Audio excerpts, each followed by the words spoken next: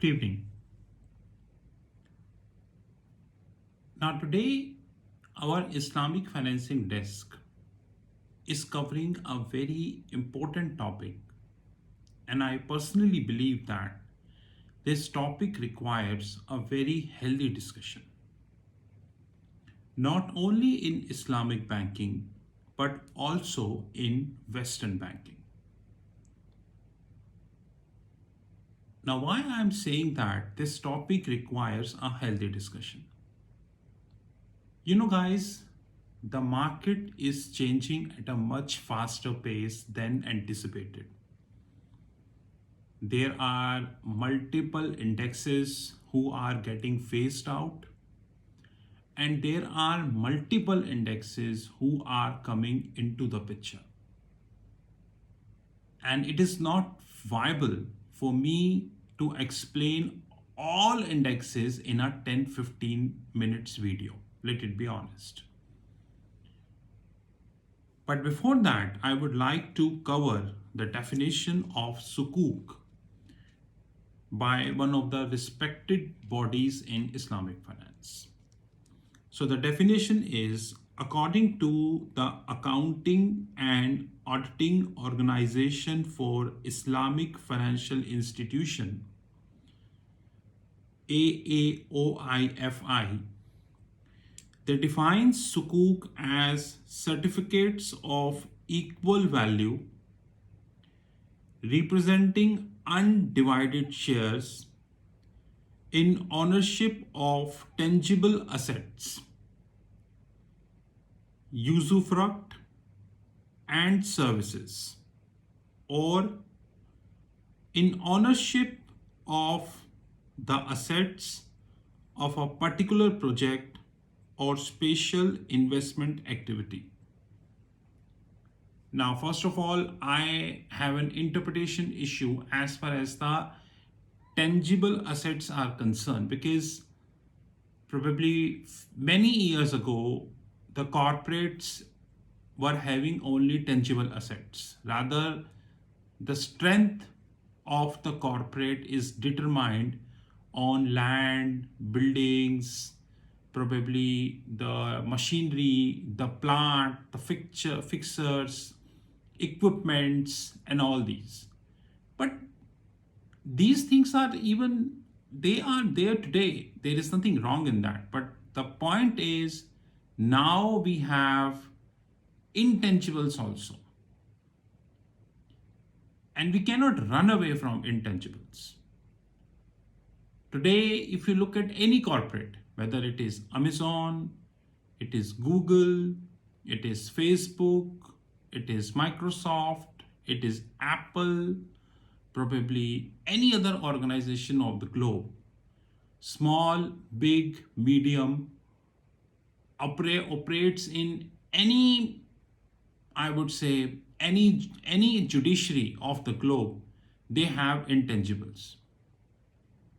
And the accounting boards like International Accounting Standard Board, IASB, and Financial Accounting Standard Board, they have their separate nomenclatures as far as the intangible valuation is concerned.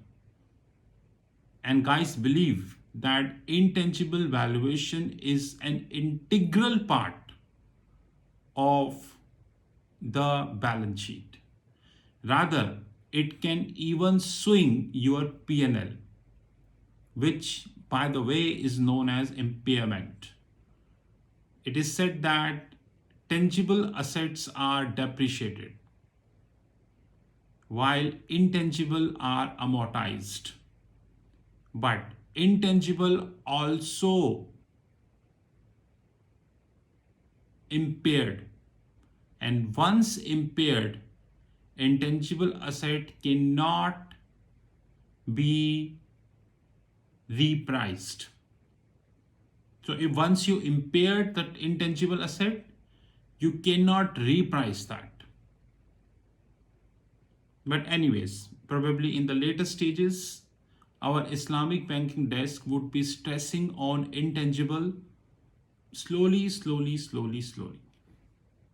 But today I would like to covering a topic called Usufruct. which is very important. Now, what is usufruct? First let me explain the definition. It is the legal right to use someone else's property temporarily and keep any profit from it. Please stress the word, it is a legal right. There is a difference between legal right and deemed right. It is not deemed, it is legal right. Now, legal rights originate from the contracts, which shortly known as contracting. Because example, today I am creating SPV because for every sukuk you need SPV, special purpose vehicle. Of course, you have special purpose entities, you have special purpose companies, and you have a huge gamut of things. So special purpose vehicle is not the only thing we do have as we speak. But special purpose vehicles are backed up by the legal contracting, which, by the way, they cannot run. Common sense, they cannot run. But there are millions of legal contracts we have in the world, and probably millions and millions of legal contracts, clauses we have, and it is impossible to cover everything in one video. But I have summarized the main contracts. I repeat, I have summarized the main contracts, not everyone. So when we speak about usufruct, which is nothing but a legal right to use someone else's property and keep any profit made from it, the contracting includes adhesion contracts, unconscionable contracts, unilateral contracts, bilateral contracts, multilateral contracts, express and implied contracts, voidable contracts, auto enforceable contracts,